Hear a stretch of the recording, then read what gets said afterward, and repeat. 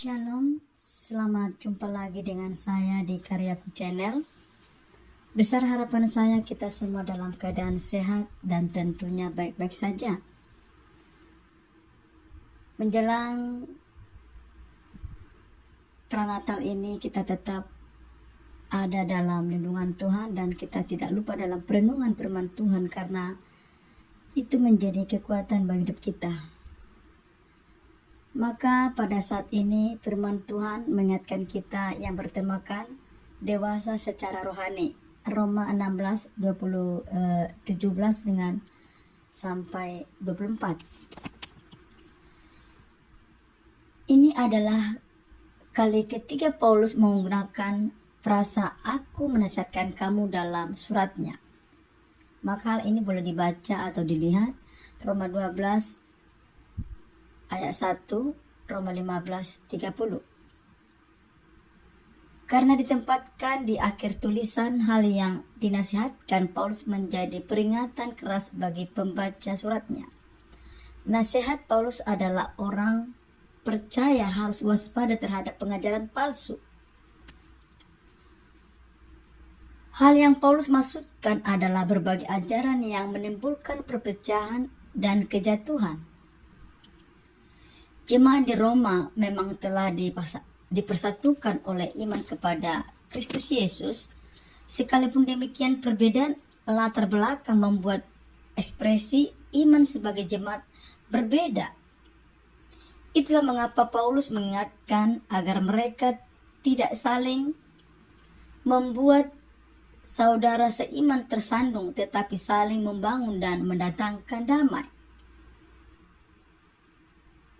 Jadi pengajaran palsu adalah mereka yang melayani kepentingan diri sendiri, memicu perdebatan, dan membuat saudara seiman tersandung. Karena pengajaran palsu itulah jemaat harus menjadi bijaksana agar mereka dapat membedakan antara pengajaran yang baik dan yang jahat. Nasihat serupa dapat dibaca dalam surat Efesus. Paulus mengatakan bahwa puncak kesatuan jemaat Allah adalah pengenalan akan Kristus yang teguh dan tidak diombang-ambingkan oleh beragam pengajaran palsu. Boleh dibandingkan Efesus 4:13-15. Dengan kata lain, orang yang mampu memilih pengajaran yang benar dan ajaran yang sehat adalah potret dari jemaat yang dewasa secara rohani. Tanda kedewasaan rohani tersebut masih berlaku sampai masa kini. Orang yang dewasa secara rohani tidak terbuai oleh figur populer yang menggunakan kata-kata hebat, terpedaya dengan adegan spektakuler di mimbar, atau terlena dengan permainan emosi saat khotbah. Sebaliknya, ia akan mengamati dengan seksama apakah mereka benar-benar mencintai firman Tuhan, memiliki kerendahan hati, dan mempraktekkan kebenaran. Bahkan ia berani meninggalkan mereka dan melawan arus ketika terbukti bahwa mereka cinta diri, uang, dan ketenaran semata. Itulah artinya waspada dan bijaksana saat ini. Sudah kita benar-benar waspada secara rohani?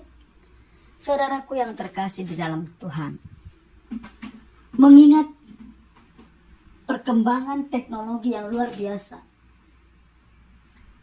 membuat banyak sekarang jemaat terlena terbuai dengan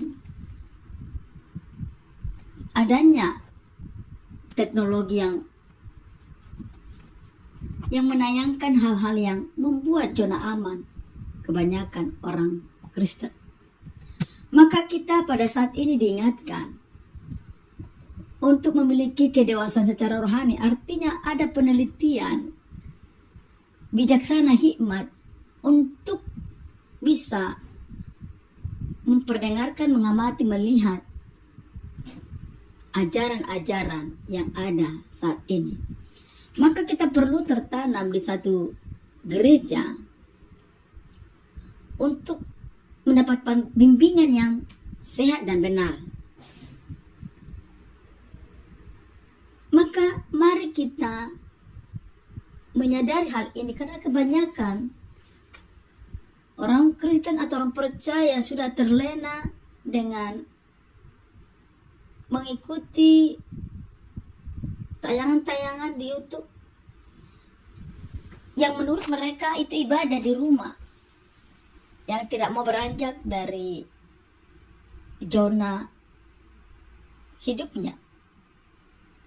Oke, kalau masih bisa dia mengikuti khotbah-khotbah yang ada di berbagai YouTube.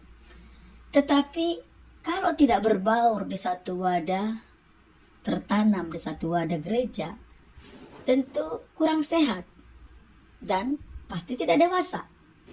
Oleh sebab itu kita diingatkan dalam firman ini, mari kita dewasa rohani yang tertanam bertumbuh di satu wadah. Mari kita dengan teliti juga mengamati setiap firman yang disampaikan para pendeta atau para pembicara pada saat mereka menyampaikan. Perlu kita dengan hikmat dari Tuhan untuk menerima setiap firman yang disampaikan. Saya percaya firman itu adalah kebenaran. Tetapi kita kembali kepada kehidupan seseorang pembicara itu atau pendeta itu. Kita hanya melihat sisi mereka menyampaikan firman Tuhan, dan kita tidak perlu sibuk mengoreksi kepribadian mereka. Apakah mereka tertanam hidup melalui firman Tuhan? Bagian kita mendengarkan kebenaran yang mereka sampaikan. Lebih tidaknya kepada mereka berpadadankah atau tidak, itu berpulang kepada orang-orang menyampaikan berita keselamatan. Saudaraku yang terkasih dalam Tuhan, mari kita tetap semangat untuk menjalani sepanjang bulan Desember ini. Kiranya kita mendapatkan penuntunan daripada Tuhan untuk menghidupi hari-hari yang Tuhan percayakan. Tuhan Yesus memberkati. Shalom.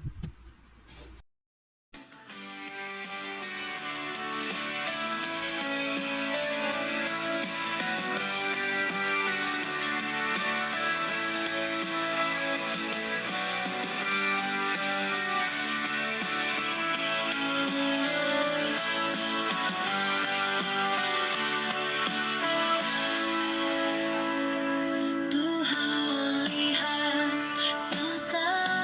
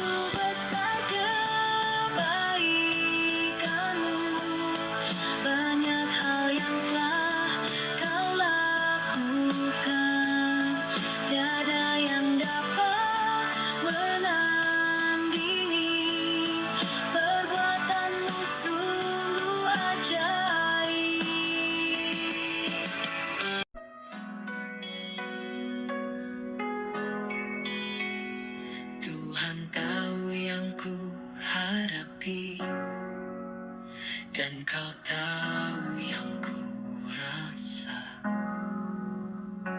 Perkara yang sedang terjadi membawaku dekat denganmu.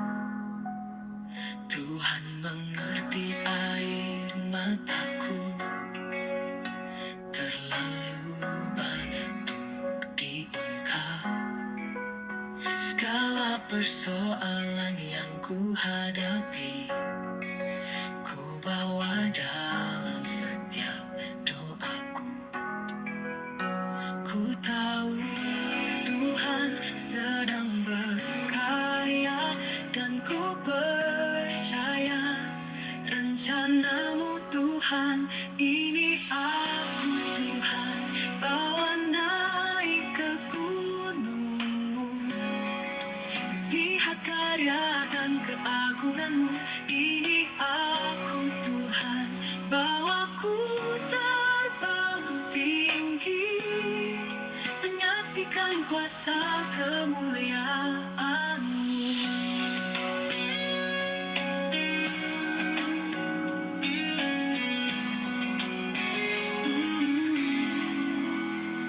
Tuhan mengerti air mataku, terlalu banyak untuk diungkap.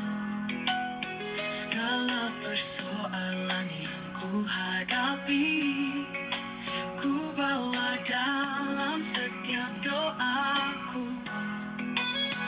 Ku tahu Tuhan sedang berkarya, dan ku percaya rencanamu Tuhan.